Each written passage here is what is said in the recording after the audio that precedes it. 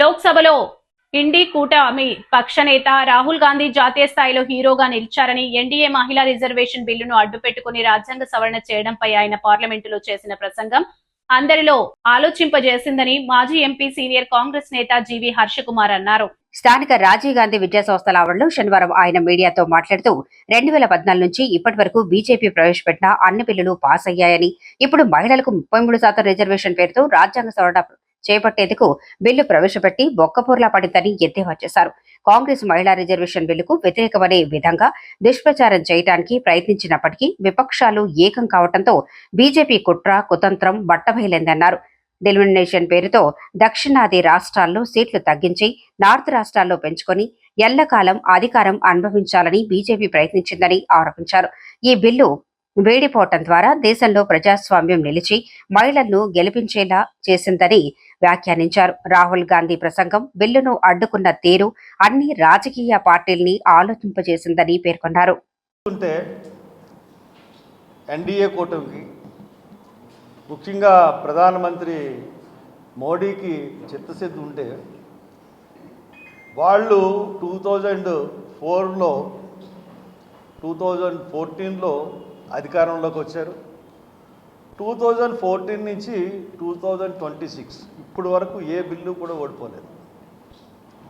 వాళ్ళు NDA group even వాళ్ళకి రాజ్యసభలో మెజారిటీ లేకపోయినా సరే ప్రతి బిల్లు కూడా నెగ్గారు. కాంగ్రెస్ సపోర్ట్తో కొన్ని నెగ్గారు, కాంగ్రెస్ సపోర్ట్ లేకపో కూడా కొన్ని వాళ్ళు bills నెగ్గారు.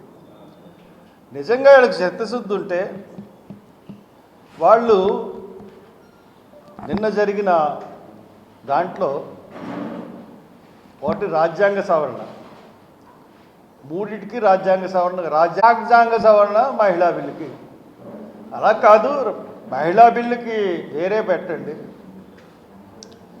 Enhancement of the Lok Sabha seats అయితే 50% of hike of Lok Sabha seats అన్నది వేరే పెట్టండి. We are all for ladies reservation అని చెప్పి విపక్షాలు చాలా క్లియర్గా చెప్పినాయి.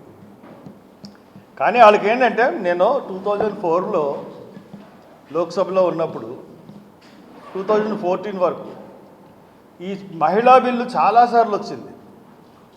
కాంగ్రెస్కి ఎప్పుడు కూడా 2004 నుంచి 2014 వరకు కూడా యూపీఏ గవర్నమెంట్ రన్ చేసినప్పుడు ఎప్పుడు కూడా ఈ కాంగ్రెస్ ఇచ్చిన మద్దతు బీజేపీ ఇవ్వలేదు. 2/3 మెజారిటీ లేకే మహిళా బిల్లు అవ్వలేదు. అటువంటిది చాలా నిర్ద్వందంగా ప్రకటించింది Congress party. We are for ladies reservation bill, 33% reservation లేడీస్కి ఇవ్వడానికి మేము సిద్ధంగా ఉన్నాము, మీరు బిల్లు పెడితే మేము కోఆపరేట్ చేస్తాము అన్నప్పుడు ఆ బిల్లు పెట్టకుండా ఆల్రెడీ 23 సంవత్సరంలోనే ఈ బిల్లు పాస్ అయింది. అటువంటిది దాని మీద ఆలోచించకుండా దాని మీద పడకుండా ఈ ముసుగులో, అంటే మహిళా రిజర్వేషన్ ముసుగులో రాజ్యాంగ సవరణలు తీసుకురావాలి.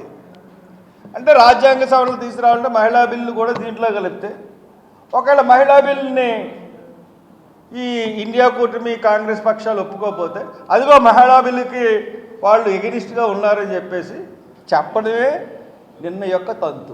నిన్న లోక్సభలో జరిగిన తంతు.